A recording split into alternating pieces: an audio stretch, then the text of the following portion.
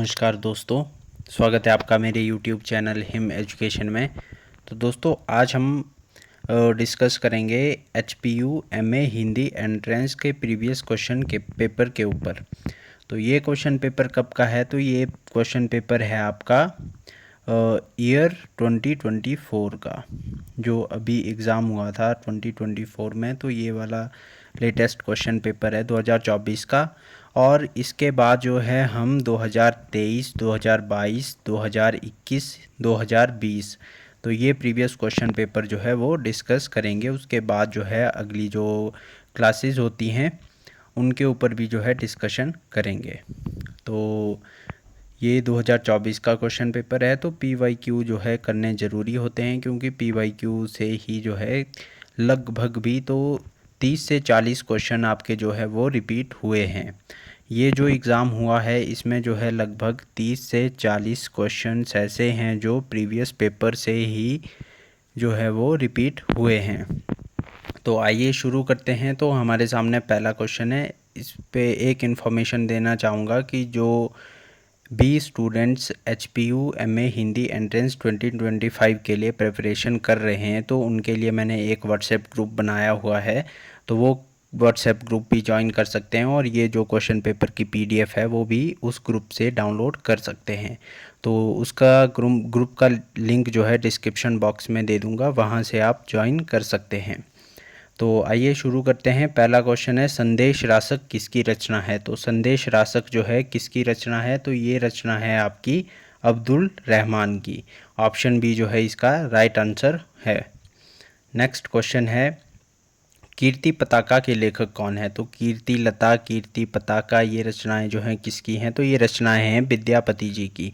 और विद्यापति जो है किस काल से संबंधित है? तो विद्यापति की बात करेंगे तो विद्यापति जो है आपके आदिकाल से संबंधित कवि है। तो ये क्वेश्चन भी पूछ लिया जा सकता है कि विद्यापति जो है किस काल से संबंधित है? तो विद्यापति जो है आदिकाल से संबंधित है। और कीर्ति पताका रचना किसकी है? तो कीर्ति पताका रचना जो है वो विद्यापति की है। नेक्स्ट क्वेश्चन है, और इनको जो है मैथिल कोकिल नाम से भी जाना जाता है। ये भी याद रखना आपने कि मैथिल कोकिल नाम से जो है किस कवि को जाना जाता है? तो मैथिल कोकिल नाम से जो है विद्यापति को ही जाना जाता है। नेक्स्ट क्वेश्चन है, गोरखनाथ के गुरु का क्या नाम है? तो गोरखनाथ की बात करेंगे तो गोरखनाथ जो है किस काल से संबंधित है? सबसे पहले तो भक्ति काल से ये संबंधित हैं। और गोरखनाथ की बात करेंगे तो गोरखनाथ के गुरु कौन है? तो मत्स्येंद्र नाथ जो है गोरखनाथ के गुरु है। ऑप्शन सी जो है इसका राइट आंसर हो जाएगा। नेक्स्ट क्वेश्चन है, राहुल सांकृत्यायन ने हिंदी साहित्य के आदिकाल को क्या नाम दिया है? तो राहुल सांकृत्यायन ने हिंदी साहित्य के आदिकाल को, जो पहला काल माना जाता है आदिकाल, तो इसको जो है किस नाम से पुकारा है? तो इन्होंने जो है आदिकाल को सिद्ध सामंत काल नाम से जो है पुकारा है। वीरगाथा काल की बात करेंगे तो वीरगाथा काल जो है आपके आचार्य रामचंद्र शुक्ल जी ने पुकारा है। आदिकाल की बात करेंगे तो आदिकाल जो है आपके हजारी प्रसाद द्विवेदी जी ने बोला है। और बीज बपन काल जो है महावीर प्रसाद द्विवेदी ने बोला है। और चारण काल जो है मिश्र बंधु ने बोला है। तो ये है, बाकी कालों के बारे में जो है एक लेक्चर मैंने पहले भी अपलोड कर लिया है। वो लेक्चर आपको जो है मेरी प्लेलिस्ट में मिल जाएगा। प्लेलिस्ट किस नाम से है? तो प्लेलिस्ट जो है HPU MA हिंदी एंट्रेंस नाम से प्लेलिस्ट बनाई है, उसमें जो है ये लेक्चर मिल जाएगा। उसमें मैंने आपको इसके बारे में बताया हुआ है। नेक्स्ट है, भक्तमाल जो है किसकी रचना है? तो भक्तमाल के रचयिता कौन है? तो भक्तमाल के रचयिता हैं नाभादास। नाभादास की बात करेंगे तो नाभादास जो है भक्तमाल के रचयिता हैं। ऑप्शन ए जो है राइट आंसर हो जाएगा।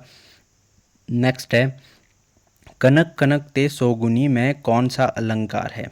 तो ये पंक्ति जो है बहुत ही फेमस पंक्ति है। किसकी पंक्ति है? तो ये बिहारी लाल की पंक्ति है।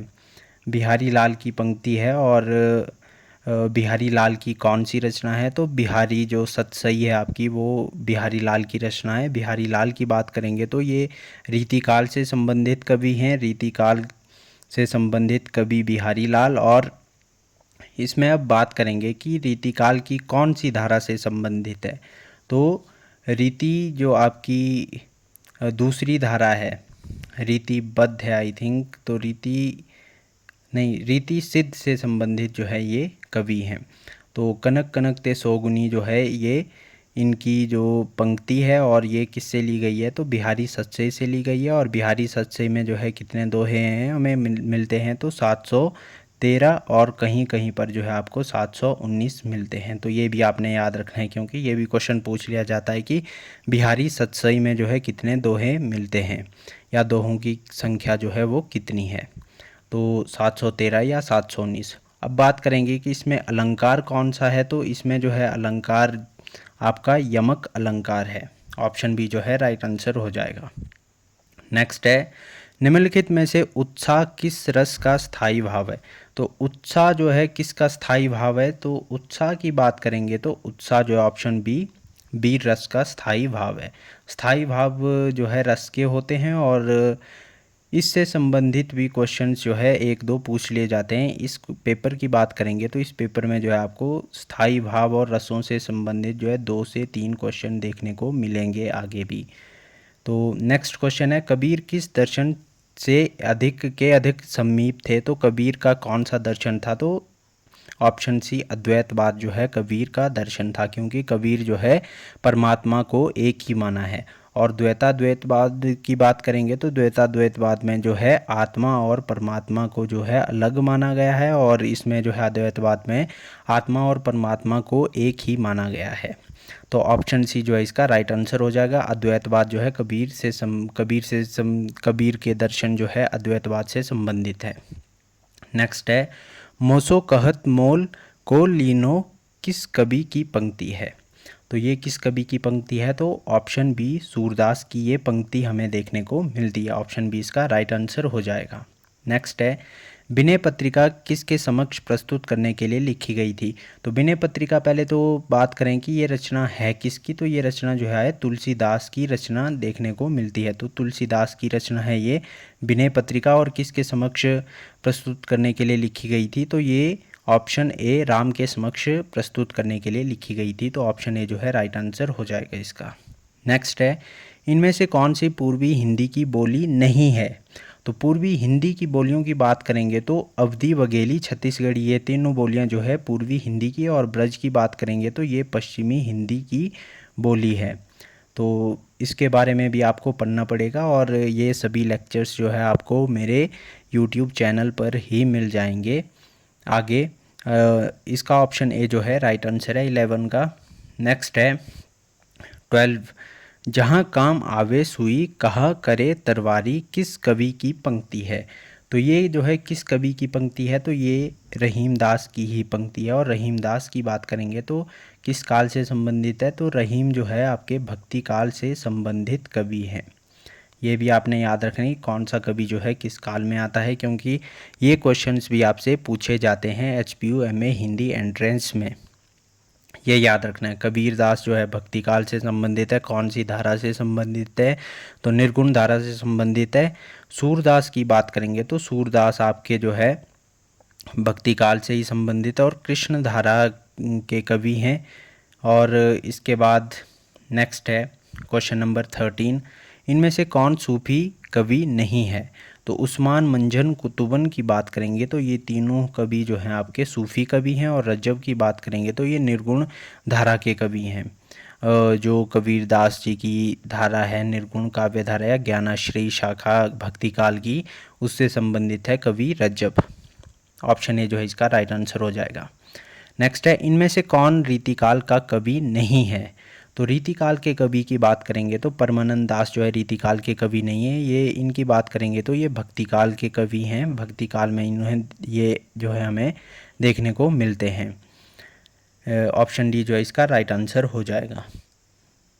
नेक्स्ट है रामचंद्रिका के रचयिता कौन है। तो रामचंद्रिका जो है एक बहुत ही चर्चित रचना है रामचंद्रिका, और किसकी है तो केशवदास की ये रचना है। ऑप्शन बी जो है राइट आंसर हो जाएगा।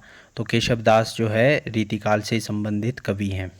नेक्स्ट है इनमें से कौन किस अलंकार में उपमेय पर उपमान का आरोप होता है। तो किस पर होता है, तो ऑप्शन डी जो है राइट आंसर हो जाएगा। रूपक अलंकार में जो है उपमेय पर उपमान का आरोप होता है।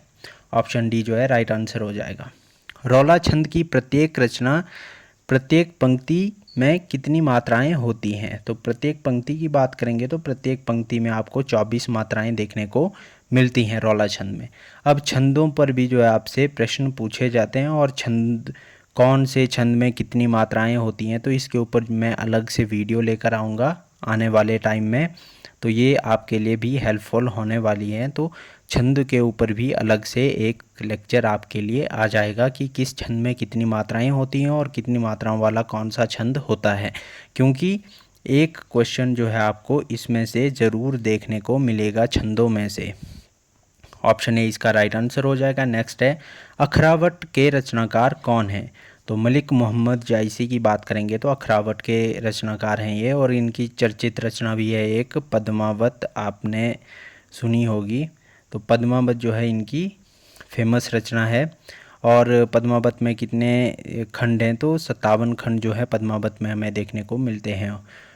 तो ये जायसी जी की रचना है। और जायसी जो है किस काल के कवि हैं? तो भक्ति काल के जो है, जो सूफी मार्गी शाखा है या सूफी शाखा है उससे संबंधित है, प्रेम मार्गी शाखा के कवि हैं, प्रेम मार्गी शाखा के कवि हैं ये। नेक्स्ट है निर्मला उपन्यास के रचनाकार कौन है? तो निर्मला की बात करेंगे तो निर्मला जो है प्रेमचंद का उपन्यास है। ऑप्शन बी जो है राइट आंसर हो जाएगा। आर्य समाज की स्थापना किस वर्ष हुई है? तो आर्य समाज की बात करेंगे तो आर्य समाज की रचना जो है 1875 ईस्वी में हुई है। 1875 ईस्वी में किसने की है? तो ईश्वर चंद्र विद्यासागर ने जो है इसकी रचना की है। इसके बाद 1828 में बात करेंगे तो 1828 में आपको ब्रह्म समाज की जो है रचना देखने को मिलती है। ब्रह्म समाज की जो है रचना देखने को मिलती है, और ये किसने की है? तो राजा राम मोहन राय द्वारा ब्रह्म समाज की स्थापना की गई थी। नेक्स्ट है डेजर्टेड विलेज का उजड़ ग्राम नाम से अनुवाद किस लेखक ने किया है? तो ये किया है आपके श्रीधर पाठक ने। तो श्रीधर पाठक की डेजर्टेड विलेज जो है उजड़ ग्राम नाम से अनुदित रचना है। और इसमें एक रचना और है एकांत बासी योगी, ये रचना है, ये भी श्रीधर पाठक की है। नेक्स्ट है हिंदी प्रदीप के संस्थापक कौन है? तो हिंदी प्रदीप की बात करेंगे तो बालकृष्ण भट्ट जो है इस पत्रिका के संपादक हैं। ऑप्शन बी राइट आंसर हो जाएगा। वैदेही बनवास पुस्तक किसकी है? तो वैदेही बनवास की बात करेंगे तो अयोध्या सिंह उपाध्याय का नाम आता है, हरिओंद जिन्हें कहते हैं। ऑप्शन सी जो है राइट आंसर हो जाएगा। नेक्स्ट है राज्यश्री नाटक के रचनाकार कौन है? तो राज्यश्री नाटक किसने लिखा है? तो राज्यश्री नाटक जयशंकर प्रसाद द्वारा लिखा गया है। जयशंकर प्रसाद कौन से काल के कवि हैं? तो आधुनिक काल में छायावाद के जो है ये संस्थापक भी माने जाते हैं, जो पहले कवि हैं जिन्हें छायावाद का ब्रह्मा भी कहा जाता है, जयशंकर प्रसाद को। ऑप्शन ए राइट आंसर हो जाएगा। नेक्स्ट है इनमें से कौन सी रचना दिनकर की नहीं है? तो दिनकर की रचना की बात करेंगे तो कुरुक्षेत्र, रश्मिरथी, उर्वशी, ये तीनों रचनाएं जो है रामधारी सिंह दिनकर की। आंगन के पार द्वार रचना जो है इनकी नहीं है। आंगन के पार द्वार की बात करेंगे तो ये अज्ञे की रचना हमें देखने को मिलती है, तो ये भी आपने याद रखना है। नेक्स्ट है कोणार्क नाटक के लेखक कौन है? तो कोणार्क नाटक की बात करेंगे तो ये जगदीश चंद्र माथुर का नाटक है। ऑप्शन ए राइट आंसर हो जाएगा। नेक्स्ट है निम्नलिखित में से यथार्थवाद की विशेषता है? तो यथार्थवाद की विशेषता की बात करेंगे तो यथार्थवाद की विशेषता जो है ऑप्शन डी इनमें से कोई नहीं। तो ऑप्शन डी जो है इसका राइट आंसर हो जाएगा। नेक्स्ट है अजय की डायरी के लेखक कौन है? तो अजय की डायरी की बात करेंगे तो डॉक्टर देवराज की ये रचना हमें देखने को मिलती है। ऑप्शन डी राइट आंसर हो जाएगा। नेक्स्ट है इनमें से किस काव्य शास्त्री ने उदात पर बल दिया है? तो उदात पर बल जो है ऑप्शन सी लॉन्जाइनस ने दिया है। यहाँ पर जो है लॉन्गिनुस इसका नाम दिया गया है, पर इनका नाम जो है वो लॉन्जाइनस भी हमें देखने को मिलता है, तो ये भी आपने याद रखना है। नेक्स्ट है देवदारू निबंध के लेखक हैं? तो देवदारू निबंध की बात करेंगे तो देवदारू निबंध के लेखक है option C Hazari Prasad Dwivedi. Option C आपका राइट आंसर हो जाएगा। नेक्स्ट है इनमें से ब्राह्मण पत्रिका पत्र के संपादक हैं? तो ब्राह्मण पत्र का संपादन जो है किसने किया है? तो ब्राह्मण की बात करें तो प्रताप नारायण मिश्र ने ये इसका संपादन किया है। नेक्स्ट है, निम्नलिखित में से कौन सी रचना चित्रा मुद्गल की है? तो चित्रा मुद्गल की रचना की बात करेंगे तो आमा जो है चित्रा मुद्गल की रचना है। ए लड़की की बात करेंगे तो ये कृष्णा सौब्दी की रचना है। नेक्स्ट है, मैला आंचल के लेखक हैं, तो मैला आंचल के लेखक है फणीश्वर नाथ रेणु। ये इनका बहुत ही फेमस उपन्यास है, 1854 ईस्वी में ये प्रकाशित हुआ था और ये जो है एक आंचलिक उपन्यास है। ये भी आपने याद रखना है कि आंचलिक उपन्यास है ये मैला आंचल। नेक्स्ट है, अरे यायावर रहेगा याद किस विधा की रचना है? तो ये एक यात्रा वृतांत है और किसका है? तो ये अज्ञेय का यात्रा वृतांत है। तो अज्ञेय से देखें तो अज्ञेय से हमें अभी तक जो है 2 से 3 क्वेश्चन जो है देखने को मिले हैं। अभी 34 क्वेश्चन हमने किए हैं और उसमें से 2 से 3 क्वेश्चन जो है हमें अज्ञेय से ही देखने को मिले हैं। तो इम्पोर्टेंट कवियों के बारे में भी मैं आपको बता दूंगा कि कौन कौन से कवि और लेखक आपने पढ़ने हैं। इनकी मैं एक लिस्ट लेकर आऊँगा अलग से, तो जुड़े रहें आप। नेक्स्ट है क्वेश्चन नंबर 35, आवारा मसीहा के रचनाकार कौन है? तो आवारा मसीहा की बात करेंगे तो विष्णु प्रभाकर की ये रचना है। नेक्स्ट है, इनमें से कौन सी रचना महादेवी वर्मा कृत है? तो यामा की बात करेंगे तो यामा जो है महादेवी वर्मा की रचना है, यामा। नेक्स्ट है, शंकर उपनाम से प्रसिद्ध हिंदी कवि हैं? तो शंकर उपनाम से तो नाथूराम शर्मा शंकर जो है इनका उपनाम है। ऑप्शन सी राइट आंसर हो जाएगा। नेक्स्ट है, नाटक में रंगशाला का अर्थ होता है? तो नाटक में रंगशाला की बात करेंगे तो रंगशाला जो है वो इनमें से कोई नहीं है रंगशाला के लिए, क्योंकि अभिनेता अभिनय और थिएटर में जो है रंगमंच थिएटर को कहा जाता है रंगमंच। रंगशाला के लिए जो है इनमें से कोई नहीं ऑप्शन आएगा। ऑप्शन डी जो है राइट आंसर हो जाएगा। नेक्स्ट है, कलम का सिपाही किस लेखक की जीवनी है? तो ये जीवनी आपको प्रेमचंद की देखने को मिलती है और किसने लिखी है? तो अमृत राय ने जो है इस जीवनी को लिखा है। अमृत राय ने जो है इस जीवनी को लिखा है। और अमृत राय कौन थे? तो अमृत राय जो है आपके प्रेमचंद के बेटे थे। इसमें से एक जीवनी और मिलती है हमें, कलम का सिपाही है ये, और एक कलम का मजदूर। कलम का मजदूर भी जो जीवनी है वो प्रेमचंद की है। और इसके बाद प्रेमचंद घर में, ये भी जो है प्रेमचंद की ही जीवनी है। नेक्स्ट है, ध्वनि परिवर्तन के कारण विकसित शब्दों को कहते हैं? तो ध्वनि परिवर्तन के कारण जो है विकसित शब्दों को तद्भव शब्द कहते हैं, क्योंकि ये तत्सम से विकसित होते हैं, तद्भव। नेक्स्ट है, इनमें से कौन मतवाला पत्रिका के संपादक थे? तो मतवाला पत्रिका यानी Suryakant Tripathi Nirala. Option A right answer हो जाएगा। नेक्स्ट है, इनमें से किसका संबंध भाषिक लिपि से नहीं है? तो भाषिक लिपि से जो है स्वर लिपि का संबंध नहीं है। ऑप्शन डी जो है राइट आंसर हो जाएगा। नेक्स्ट है, चारुचंद्र की चंचल किरणें में कौन सा अलंकार है? तो चारुचंद्र में आपको जो है अनुप्रास अलंकार देखने को मिलता है। चारुचंद्र में अनुप्रास अलंकार देखने को मिलता है। ऑप्शन सी राइट आंसर हो जाएगा। नेक्स्ट है, वाचाल का विलोम शब्द है? तो वाचाल मतलब कि बोलने वाला, तो ऑप्शन बी मूक होना, इसका जो है ऑप्शन बी राइट आंसर हो जाएगा। जूठन के रचनाकार कौन है? तो जूठन जो है एक आत्मकथा है। और किसकी आत्मकथा है? तो ओम प्रकाश वाल्मीकि की आत्मकथा है ये दलित विमर्श में जो है आपको देखने को मिलती है। जो दलित साहित्य है आपका, उसमें ये जीवनी देखने को मिलती है।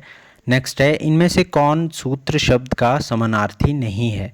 तो सूत्र शब्द का सूत, संक्षिप्त वाक्य, संकेत, ये तीनों इसके जो है समानार्थी शब्द हैं। और अनुबंधन की बात करेंगे तो अनुबंधन जो है इसका समानार्थी शब्द नहीं है।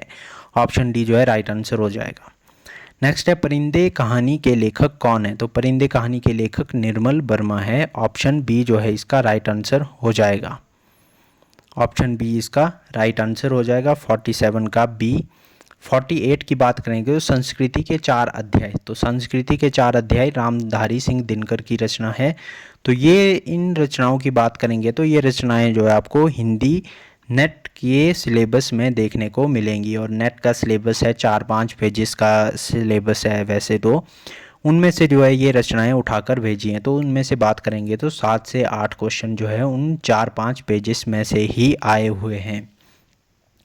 नेक्स्ट है, 49 क्वेश्चन नंबर, इनमें से कौन सा अलंकार का प्रकार नहीं है? तो अलंकार की जो है कितने प्रकार के होते हैं? तो अलंकार के प्रकार 3 हैं, शब्दालंकार, अर्थालंकार और उभयालंकार। अनुप्रास अलंकार की बात करेंगे तो ये अलंकार का प्रकार नहीं है। तो ये है 49 क्वेश्चन नंबर। क्वेश्चन नंबर 50, तो 50 क्वेश्चन नंबर है, इनमें से किस नाटक के लेखक मोहन राकेश हैं? तो मोहन राकेश के नाटक की बात करेंगे तो मोहन राकेश का नाटक है आधे अधूरे। आधे अधूरे नाटक जो है मोहन राकेश का है। नेक्स्ट है क्वेश्चन नंबर 51, महाभोज इनमें से किसकी रचना है? तो महाभोज की बात करेंगे तो ये मन्नू भंडारी की रचना है। ये इनका जो है उपन्यास है, ये भी याद रखना है आपने कि किस विधा की रचना है, तो उपन्यास है महाभोज, किसका है? मन्नू भंडारी का। नेक्स्ट है क्वेश्चन नंबर 52, हिंदी साहित्य का उद्भव और विकास पुस्तक के लेखक हैं? तो ये पुस्तक जो है हजारी प्रसाद द्विवेदी की, ऑप्शन सी राइट आंसर है। नेक्स्ट है उर्वशी किस विधा की रचना है? तो उर्वशी जो है एक काव्य नाटक है, ऑप्शन सी जो है इसका राइट आंसर हो जाएगा। नेक्स्ट है भारत भारती रचना के लेखक हैं? तो भारत भारती रचना के लेखक हैं, फेमस रचना है ये, ऑप्शन सी मैथिली शरण गुप्त की ये रचना हमें देखने को मिलती है। इन्हें जो है राष्ट्र कवि भी कहा जाता था या कहा जाता है। सिंदूर की होली किस विधा की रचना है? तो सिंदूर की होली एक नाटक है, ये भी आपने याद रखना, ऑप्शन डी इसका राइट आंसर हो जाएगा। जगन्नाथ दास रत्नाकर का संबंध किस कालखंड से है? तो जगन्नाथ दास रत्नाकर जो है किस कालखंड के कवि हैं, ये आपसे पूछा गया है, तो ये भारतेंदु युग के कवि हैं। नेक्स्ट है निम्नलिखित में से कौन सी आधुनिक भारतीय भाषा नहीं है? तो आधुनिक भाषाओं की बात करेंगे तो हिंदी, बंगला, मराठी, ये तीनों भाषाएं जो है आधुनिक भारतीय भाषाएं हैं। और इसके बाद अपभ्रंश की बात करेंगे तो ये मध्यकालीन भाषाओं में आती है, ये आधुनिक भाषाओं में नहीं आती है। तो अपभ्रंश जो है इसका राइट आंसर हो जाएगा, ऑप्शन डी। नेक्स्ट है निम्नलिखित में से कौन सी रचना धर्मवीर भारती की है? तो धर्मवीर भारती की बात करेंगे तो धर्मवीर भारती की जो है रचना कौन सी पूछी गई है? तो कौन सी रचना इसकी? ऑप्शन सी कन्नू प्रिया जो है इसकी रचना है। तो इसके बाद पल्लव की बात करेंगे तो पल्लव जो है किसकी है? तो ये आपके पंत की रचना है। परिमल जो आपकी निराला की रचना है। और उसके बाद हरी घास पर क्षण भर जो है अज्ञे की रचना है। तो ये भी आपने याद रखना है कि ये रचनाएं जो है किन किन कवियों की हैं। नेक्स्ट है इनमें जो है निराला और पंत की बात करेंगे, ये छायावाद से संबंधित कवि हैं। और इसके बाद जो अज्ञे की बात करेंगे, अज्ञे जो है प्रयोगवाद से संबंधित कवि हैं। नेक्स्ट है क्या भूलूं क्या याद करूं, क्या भूलूं क्या याद करूं के लेखक हैं? तो क्या भूलूं क्या याद करूं क्या है? एक ये आत्मकथा है, किसकी है? तो ये हरिवंश राय बच्चन की जो है आत्मकथा है, क्या भूलूं क्या याद करूं। नेक्स्ट है चिंतामणि पुस्तक के लेखक है? तो चिंतामणि जो है आचार्य रामचंद्र शुक्ल की जो है वे पुस्तक है, निबंधों का संग्रह इनका जो है चिंतामणि नाम से है। नेक्स्ट है पहला गिरमिटिया किस लेखक की रचना है? तो पहला गिरमिटिया जो है किसकी रचना है? तो ये गिरिराज किशोर की रचना है, ऑप्शन सी जो है इसका राइट आंसर हो जाएगा। नेक्स्ट है झूठा सच उपन्यास के लेखक हैं? तो झूठा सच जो है उपन्यास यशपाल का है। और इसकी जो प्रकृति है वो क्या है, या विषय वस्तु की बात करेंगे तो किससे संबंधित जो है झूठा सच उपन्यास की विषय वस्तु है? तो ये भारत विभाजन से संबंधित जो है इसकी पृष्ठभूमि हमें देखने को मिलती है। ये भी आपने याद रखना है कि इसकी विषय वस्तु किससे संबंधित है। या आपसे ऐसा क्वेश्चन भी पूछ लिया जा सकता है कि निम्नलिखित में से बताइए कि किस उपन्यास की विषय वस्तु जो है भारत विभाजन से संबंधित है। तो उनमें जो है आपको ऑप्शन में दे दिया जाएगा, एक ऑप्शन में जो आपको झूठा सच दे दिया जाएगा। तो आपने क्या बताना है, झूठा सच उपन्यास की विषय वस्तु जो है भारत विभाजन से संबंधित है। नेक्स्ट है वापसी कहानी के रचनाकार हैं? तो वापसी कहानी की बात करेंगे तो इसके रचनाकार कौन है? Option A Usha Priyamvada. Next है इनमें से कौन सा नाटक लक्ष्मी नारायण लाल ने लिखा है? तो अब ये बताना है आपने कि इनमें से कौन सा नाटक जो है लक्ष्मी नारायण लाल का है। तो 64 की बात करेंगे, ऑप्शन ए मिस्टर अभिमन्यु जो है लक्ष्मी नारायण लाल का नाटक है। चंद्रगुप्त की बात करेंगे तो ये जयशंकर प्रसाद का नाटक है। उसके बाद अंधायु की बात करेंगे तो धर्मवीर भारती का ये उपन्यास है, ये भी आपने याद रखना है। तो धर्मवीर भारती का उपन्यास है। और अंधायु की विषय वस्तु की बात करेंगे तो महाभारत से संबंधित इसकी विषय वस्तु है। नेक्स्ट है, इनमें से कौन रीतिकालीन कवि है? तो रीतिकाल से संबंधित कवि कौन सा है? तो ये बताना है आपने। तो 65 का बी रहीम जो है वो आपके रीतिकालीन कवि हैं। जायसी की बात करेंगे, ये जो आपके हैं वो भक्तिकाल की प्रेमार्गी शाखा के कवि हैं। नेक्स्ट है, निम्नलिखित में से शुद्ध वाक्य है। तो शुद्ध वाक्य की बात करेंगे तो ऑप्शन सी जो है, मोहन से मिलो और उसे यह बताओ। ऑप्शन सी जो है इसका राइट आंसर हो जाएगा। नेक्स्ट है, घनानंद किस काव्यधारा के कवि हैं? तो घनानंद की बात करेंगे तो घनानंद जो है आपके रीति मुक्त काव्यधारा के कवि हैं। ऑप्शन बी जो है राइट आंसर हो जाएगा। रैदास किस काल के कवि हैं? तो रैदास का बताना है आपने कि किस काल के कवि हैं। Question number 68। तो रैदास जो है आपके भक्ति काल के कवि हैं, जिन्हें रविदास भी कहा जाता है। तो रैदास रविदास एक ही हैं, ये आपने याद रखना है। नेक्स्ट है, स्वांग निम्नलिखित में से किस साहित्य से जुड़ा है? तो स्वांग की बात करेंगे तो ये लोक साहित्य से जुड़ा है। ऑप्शन बी राइट आंसर हो जाएगा। नेक्स्ट है, राम की शक्ति पूजा किस कवि की रचना है? तो राम की शक्ति पूजा एक कविता है, और किसकी है? तो ये सूर्यकांत त्रिपाठी निराला की कविता है। ये देखिए चारों कवि जो आपके ऑप्शन में है ये छायावाद से संबंधित है। तो छायावाद में जयशंकर प्रसाद को छायावाद का ब्रह्मा कहा जाता है। उसके बाद छायावाद का विष्णु की बात करेंगे। छायावाद का विष्णु जो है सुमित्रा नंदन पंत को कहा जाता है। और सूर्यकांत त्रिपाठी निराला को जो है छायावाद का महेश कहा जाता है। तो ये भी आपने याद रखना है। नेक्स्ट है, इनमें से किस काव्यधारा पर मार्क्सवाद का प्रभाव पड़ा? तो प्रगतिवाद पर जो है मार्क्सवाद का प्रभाव देखने को मिलता है। नेक्स्ट है, क्रोध का विलोम शब्द क्या है? तो क्रोध का विलोम शब्द है आपका क्षमा। ऑप्शन सी जो है इसका राइट आंसर हो जाएगा। नेक्स्ट है, निम्नलिखित में से शुद्ध शब्द है। तो शुद्ध शब्द की बात करेंगे, ऑप्शन बी। ऑप्शन बी जो है आपका ये राइट आंसर हो जाएगा, अधीन। नेक्स्ट है, निम्नलिखित में से शुद्ध शब्द हैं। तो ये यही क्वेश्चन रिपीट हो गया, अधीन जो है ऑप्शन बी राइट आंसर हो जाएगा। नेक्स्ट है, निम्नलिखित में से स्थायी भाव किससे संबंधित है? तो ये देखिए तीसरा क्वेश्चन आ गया। तीसरा क्वेश्चन आ गया आपका रस से संबंधित है ये स्थायी भाव। और रसों की संख्या कितनी है? तो रसों की संख्या की बात करेंगे, 9 रसों की जो है संख्या मानी जाती है। और 9 रसों के जो है 9 ही स्थायी भाव हैं। तो ये भी आपने याद रखने की किस रस का कौन सा स्थायी भाव होता है। नेक्स्ट है, इनमें से किस काव्यधारा पर स्वच्छंदतावाद का प्रभाव पड़ा? तो स्वच्छंदतावाद की बात करेंगे तो ऑप्शन सी छायावाद पर जो है स्वच्छंदतावाद का प्रभाव पड़ा। नेक्स्ट है, प्रेमचंद किस शताब्दी के कथाकार हैं? तो प्रेमचंद की बात करेंगे तो प्रेमचंद जो है किस शताब्दी के कथाकार हैं? तो ये 20वीं शताब्दी के कथाकार हैं। अब इनके जन्म की बात करेंगे तो जन्म तो इनका 1880 में हुआ था, परंतु इनकी कहानियाँ जो प्रचलित कहानियाँ हैं या कहानियों की शुरुआत हुई थी वो आपकी 20वीं शताब्दी से जो है शुरुआत हुई थी। ये आपने याद रखना है। नेक्स्ट है, इनमें से कौन सा छंद का नाम नहीं है? तो कौन सा छंद का आपका नाम नहीं है? तो आपके जो 77 की बात करेंगे, ऑप्शन सी आक्रांता जो है आपका कोई छंद नहीं है।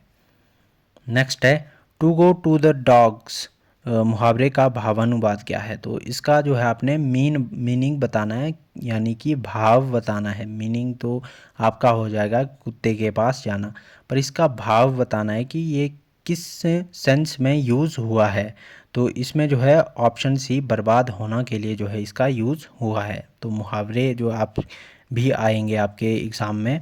नेक्स्ट है, इनमें से जैनेंद्र की कहानी का नाम है? तो पाजेब की बात करेंगे तो पाजेब जो है आपकी जैनेंद्र की कहानी है। और उसके बाद जूही की कली की बात करेंगे, ये कविता है। और कविता किसकी है? तो ये आपकी जो है निराला की कविता है। और उसके बाद पंच परमेश्वर और ईदगाह की बात करेंगे तो ये कहानियाँ जो है किसकी हैं? तो ये कहानियाँ आपके प्रेमचंद की कहानियाँ हैं। नेक्स्ट है, इनमें से कौन सरस्वती पत्रिका के संपादक थे? तो सरस्वती पत्रिका का संपादक जो है महावीर प्रसाद द्विवेदी हैं। और कब से कब तक इन्होंने इसका संपादन किया? तो 1903 से लेकर के 1920 तक जो है सरस्वती पत्रिका का संपादन महावीर प्रसाद द्विवेदी ने किया था। नेक्स्ट है, निम्नलिखित में से कौन सा अनुवाद का प्रकार नहीं है? तो अनुवाद की बात करेंगे तो अनुवाद में सारा अनुवाद आता है, भावानुवाद आता है, छाया अनुवाद आता है। निकृष्टता अनुवाद जो है वो कोई भी अनुवाद का प्रकार नहीं है। तो ऑप्शन डी जो है इसका राइट आंसर हो जाएगा। नेक्स्ट है, इनमें से क्या कुशल का पर्यायवाची नहीं है? तो कुशल का जो पर्यायवाची है वो क्या नहीं है? तो कुशल का जो है द्राक्षा पर्यायवाची नहीं है। दक्ष की बात करेंगे, होशियार, प्रवीण, ये तीनों जो है आपके कुशल के पर्यायवाची हैं। और द्राक्षा की बात करेंगे तो ये कुशल का पर्यायवाची शब्द नहीं है। नेक्स्ट है, मानस का हंस के लेखक हैं? तो मानस का हंस जो है किसने लिखा है? तो मानस का हंस जो है अमृतलाल नागर ने लिखा है। नेक्स्ट है, राम तुम्हारा चरित स्वयं ही काव्य है डैश किस कवि की पंक्ति है? तो ये जो है आपके मैथिली शरण गुप्त की पंक्ति है। और किस से संबंधित है? तो साकेत से ये पंक्ति ली गई है। ये भी आपने याद रखना है। नेक्स्ट है, निम्नलिखित में से शुद्ध वाक्य है? तो शुद्ध वाक्य की बात करेंगे तो शुद्ध वाक्य में बच्चों को काटकर फल खिलाओ, ये नहीं होगा। बच्चों को फल काट कर खिलाओ, ये ऑप्शन भी जो है इसका राइट आंसर हो जाएगा। फल को काटकर बच्चों को खिलाओ, ये भी गलत लग रहा है। तो बच्चों को फल काटकर खिलाओ, ये जो है सही है। ऑप्शन बी इसका राइट आंसर हो जाएगा। नेक्स्ट है, इनमें से कौन सा अनुप्रास अलंकार का प्रकार नहीं है? तो अनुप्रास अलंकार की बात करेंगे तो कौन सा प्रकार जो है इसका नहीं है? तो इसके प्रकार की बात करेंगे, ऑप्शन सी शब्द अनुप्रास जो है कोई भी अनुप्रास अलंकार का प्रकार नहीं है। नेक्स्ट है, इनमें से कौन सा चंद्रमा का पर्याय नहीं है? तो चंद्रमा के पर्याय की बात करेंगे तो रवि जो है चंद्रमा का पर्याय नहीं है। शशि, हिमकर, मयंक जो है चंद्रमा के प्रकार हैं। और रवि की बात करेंगे तो रवि जो है सूर्य का पर्याय है। नेक्स्ट है, हिंदी व्याकरण पुस्तक के रचयिता हैं? तो हिंदी व्याकरण की बात करेंगे तो कामता प्रसाद गुरु का नाम सबसे पहले आता है। तो हिंदी व्याकरण जो है पुस्तक कामता प्रसाद गुरु ने लिखी है। ऑप्शन ए राइट आंसर हो जाएगा। नेक्स्ट है, सरोज स्मृति इनमें से किस विधा की रचना है? तो सरोज स्मृति जो है किस विधा की रचना है? तो ये शोक गीत है। और किसका है? तो ये भी निराला का शोक गीत है। तो निराला से भी देख सकते हैं आपकी 3 से जो 4 क्वेश्चंस हैं वो निराला से भी आए हुए हैं। तो ये भी आपने ध्यान रखना है। नेक्स्ट है, निम्नलिखित में से स्वच्छंदतावाद से संबंध माने जाते हैं? तो स्वच्छंदतावाद से संबंधित हैं वर्ड्सवर्थ। तो ये जो है आपके काव्यशास्त्र से संबंधित क्वेश्चंस हैं। काव्यशास्त्र में पाश्चात्य काव्यशास्त्र की बात करें तो अब तक जो है 2 क्वेश्चन हमें देखने को मिले हैं। नेक्स्ट है, मुझे चांद चाहिए उपन्यास के लेखक हैं? तो मुझे चांद चाहिए किस लेखक का उपन्यास है? ऑप्शन ए सुरेंद्र वर्मा का ये उपन्यास है। नेक्स्ट है, मीरा किस काल की कवियत्री है? तो मीरा जो है भक्ति काल की कवियत्री हैं। ऑप्शन बी जो है इसका राइट आंसर हो जाएगा। नेक्स्ट है, स्वच्छंद प्रेम की कविता किस काल में लिखी गई? तो स्वच्छंद प्रेम की कविता किस काल में लिखी गई? तो ये ऑप्शन सी रीतिमुक्त काव्य में लिखी गई। नेक्स्ट है, रामचरितमानस किस कांड में जो है रामचरितमानस के किस कांड में युद्ध का वर्णन किया गया है? तो लंका कांड की बात करेंगे तो लंका कांड में युद्ध का वर्णन किया गया है। टोटल कांडों की बात करेंगे रामचरितमानस में जो है टोटल कितने कांड है? तो 7 कांड हमें देखने को मिलते हैं। और रामचरितमानस की रचना की बात करेंगे तो इसकी रचना जो है 1574 में हुई है। और किसने ये रचना की है? तो तुलसीदास ने ये रचना की है। तो रामचरितमानस से भी 2 क्वेश्चन देखने को मिले हैं।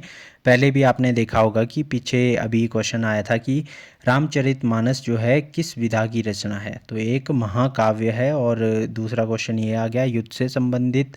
और रचना काल आपने इसका याद रखना है कि कब इसकी रचना की गई थी। और भाषा की बात करेंगे तो अवधी भाषा में इसकी रचना की गई है। नेक्स्ट है, उसने कहा था कि लेखक कौन है? तो उसने कहा था कहानी के लेखक चंद्रधर शर्मा गुलेरी हैं। और ये कहानी कब लिखी गई थी? तो 1915 में लिखी गई थी। और इसकी पृष्ठभूमि की बात करेंगे तो इसमें इसकी विषय वस्तु क्या थी? तो इसकी विषय वस्तु जो है प्रथम विश्व युद्ध से संबंधित है। ये भी आपने याद रखना है कि प्रथम विश्व युद्ध से संबंधित जो है इसकी विषय वस्तु है। नेक्स्ट है निर्वेद इनमें से किस रस का स्थायी भाव है। तो निर्वेद जो है किस रस का स्थायी भाव है, तो ये शांत रस का स्थायी भाव है। ऑप्शन सी इसका राइट आंसर हो जाएगा। और रस से अभी तक जो है आपके 3 क्वेश्चंस हमें देखने को मिले हैं। 3 प्रश्न जो है रस से भी मिले हैं देखने के लिए, अलंकार से भी 2-3 क्वेश्चंस आए हैं। नेक्स्ट है 98 क्वेश्चन नंबर। तो कविता के नए प्रतिमान पुस्तक जो है किसकी है। तो कविता के नए प्रतिमान की बात करेंगे तो ये जो है नाम। अब इसके बाद नेक्स्ट क्वेश्चन है क्वेश्चन नंबर 99। तो 99 है इंस्पेक्टर मातादीन चांद पर किस लेखक की रचना है। तो इंस्पेक्टर मातादीन चांद पर ये एक कहानी है, कहानी विधा की रचना है। कहानी जो है इसकी विधा है। और किसकी रचना है, तो ये हरिशंकर परसाई की रचना है, इंस्पेक्टर मातादीन चांद पर। और इसके बाद नेक्स्ट क्वेश्चन है आपका गोदान। गोदान उपन्यास किसकी रचना है। तो गोदान उपन्यास बहुत ही चर्चित उपन्यास है। और किसकी रचना है ये, तो मुंशी प्रेमचंद की रचना है गोदान। ये आपने याद रखना है। तो ये थे आपके 100 क्वेश्चंस। और ये क्वेश्चन पेपर आपका जो है कब का है, तो ये 2024 का क्वेश्चन पेपर है। तो ये तो सॉल्व कर लिया हमने। इसके बाद नेक्स्ट वीडियोस भी लाएंगे, टॉपिक वाइज वीडियोस भी आपको इसमें मिलेंगी। और इसके बाद जो आपके प्रीवियस पेपर्स हैं 2020 के बाद के, तो 2020 के बाद के जो जितने भी 5 साल के एग्ज़ाम क्वेश्चन पेपर हैं वो भी हम सॉल्व करेंगे यहाँ पे। क्योंकि उनमें से भी आपको लगभग भी तो 30 से 40 प्रश्न जो है आपको देखने को मिलेंगे। 30 से 40 प्रश्न जो है आपको पिछले 5 साल के जो क्वेश्चन पेपर है उसमें ही आपको मिल जाएंगे, इतना मैं कह सकता हूँ। बाकी इसके बाद टॉपिक वाइज भी हम पढ़ेंगे कि कौन कौन से कवि पढ़ने हैं, उनको भी पढ़ेंगे। जो भी मुख्य कवि हैं जिनमें से भी पॉसिबिलिटी है ज़्यादा से ज़्यादा क्वेश्चंस आने की। तो रोज़ डेली जो है आपको 8 बजे जो है रात को एक क्लास मिलेगी यूट्यूब पर, यूट्यूब चैनल पर। तो चैनल को सब्सक्राइब करना ना भूलें। बाकी इसके बाद जो व्हाट्सएप ग्रुप है उसका लिंक डिस्क्रिप्शन बॉक्स में दे दिया गया है। उसका जो नेम है ग्रुप का वो है HPUMA हिंदी एंट्रेंस 2025। तो उस ग्रुप को भी ज्वाइन कर सकते हैं, क्योंकि जो भी नोट्स होंगे या ये क्वेश्चन पेपर की PDFs होंगी वो सब कुछ आपको उसी ग्रुप में भेजा जाएगा। तो ग्रुप को ज्वाइन करना ना भूलें। बाकी ये थी वीडियो। बाकी मिलते हैं नेक्स्ट वीडियो में कल 8 बजे। तब तक के लिए अगर वीडियो अच्छी लगी हो तो लाइक करें, शेयर करें, कमेंट करें। और अगर चैनल पर नए हो तो सब्सक्राइब ज़रूर करें। Thank you.